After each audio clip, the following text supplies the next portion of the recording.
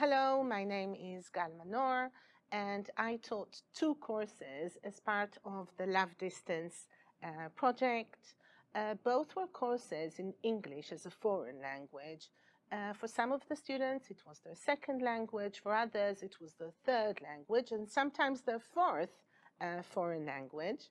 And I taught these two courses during COVID. The first one was in 2019 and the second one in 2020. The first was called Academic Skills in English, and the second one was called Advanced English for Academic Purposes. And how was the courses and the work in the Love.Dist project? I learned a lot from the project. Strangely enough, it began with COVID. So it gave me the tools and the skills, I hope, to help the students who were under so much pressure. So the students were experiencing stress, anxiety, helplessness, and loneliness.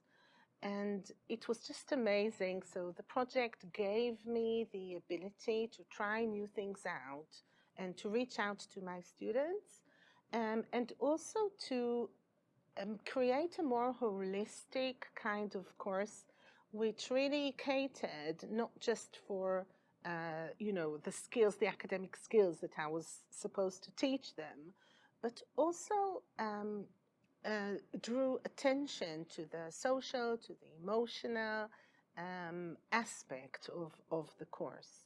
So I think it was amazing timing that COVID and the Love.Dist project actually happened together. So we were experiencing both things simultaneously, and that was just a crazy coincidence and very, very helpful for us during that difficult time. Could you extend how did you deal with the disadvantaged students in your course? Okay, so our students at Levinsky-Wingate Academic College are very diverse. So we have very heterogeneous classes with several types of unique populations. So first of all, we have students from the periphery and students who come from ethnic backgrounds, religious backgrounds that are different from the majority. We also have many students, quite a lot, I think almost a quarter of all students have learning disabilities. And because it was COVID, I think more than usual, we also had quite a few students who were experiencing emotional, psychological difficulties, students who disappeared suddenly, and we had to reach out and find them and support them and encourage them to take part in the course. So there were lots of different difficulties, some of them relating to religious and ethnic background, which sometimes hindered or challenged communication, and some of them having to do with other psychological issues that maybe were there beforehand, but COVID triggered something even worse in some of these students. So there were lots and lots of difficulties beyond just the natural diversity that we have at the college. A diversity, by the way, which is very representative of Israeli culture. And as a teacher, did your skills enhance during the project as a long distance teacher, lecturer? Yes, absolutely.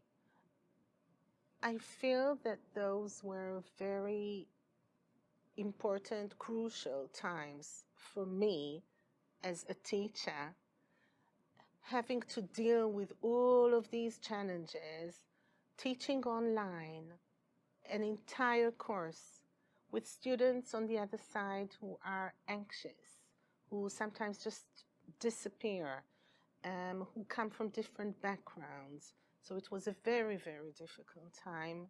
And the project helped me a lot.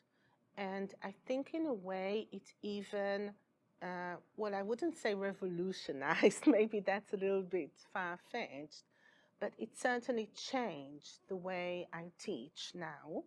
I'm much more aware of what's happening um, as far as the students are concerned, their emotional needs, their social needs.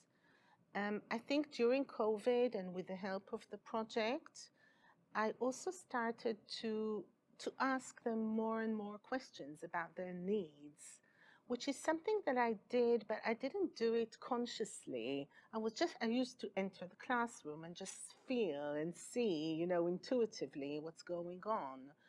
But because of COVID, I reached out, I asked them questions about their needs.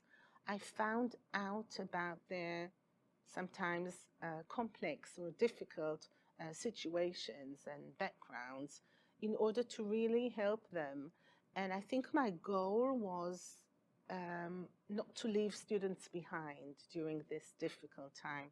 And the project was very helpful as far as that was concerned, with its emphasis on social emotional learning and also on universal design. So students received lots of different options, lots of different forms of communication with me as well as with the other students. They had a choice of assignments. There were also multiple means of assessment. So all of that was developed in order to deal with the challenging times of COVID.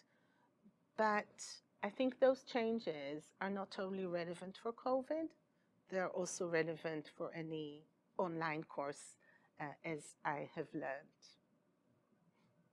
I know you made some changes in the content, what we call cultural adaptation. Can you tell us one example of how you changed the content during the project? Okay, absolutely. When we teach English for academic purposes, we're actually very lucky because we can choose from many, many different topics. And I'm afraid to say that usually when we teach English for academic purposes, the topics, we try to make them interesting, but usually students find them a little bit boring.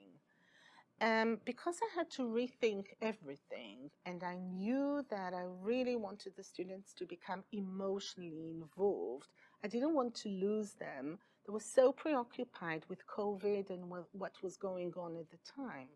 So I paid a lot of attention to the topics that I chose.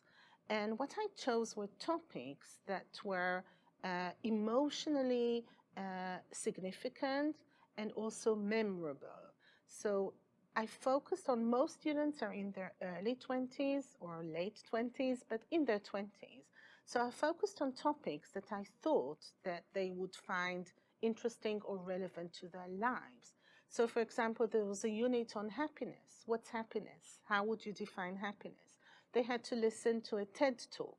They had to answer a few questions. And then they had a choice of speaking assignments in which they talked about their own happiness and how they define happiness in their personal lives. This was also an opportunity to share their thoughts. So it also enhanced the whole communication among the students themselves and also with the teacher, with me.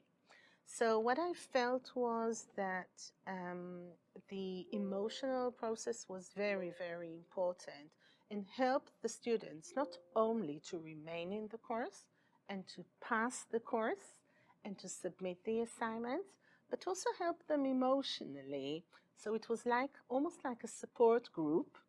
By the way, I didn't force anyone to participate. So those who felt uncomfortable, didn't want to share with others, only wanted to share with me, that was also absolutely fine. I saw many students from diverse backgrounds who had trouble keeping up, so I was also quite flexible and lenient as assessment was concerned and as far as deadlines were concerned. I created 6 units and they had to choose 4 out of the 6. Once again, the element of choice also helped them to feel more emotionally involved and also to remember the material that they were taught. And I also gave them all the units at the beginning of the course so that they themselves could be more flexible as far as deadlines were concerned. So I felt that, especially with disadvantaged populations, the fact that they could communicate with me, they wrote to me and I answered quite quickly. Um, I think that was a very, very important element of the course.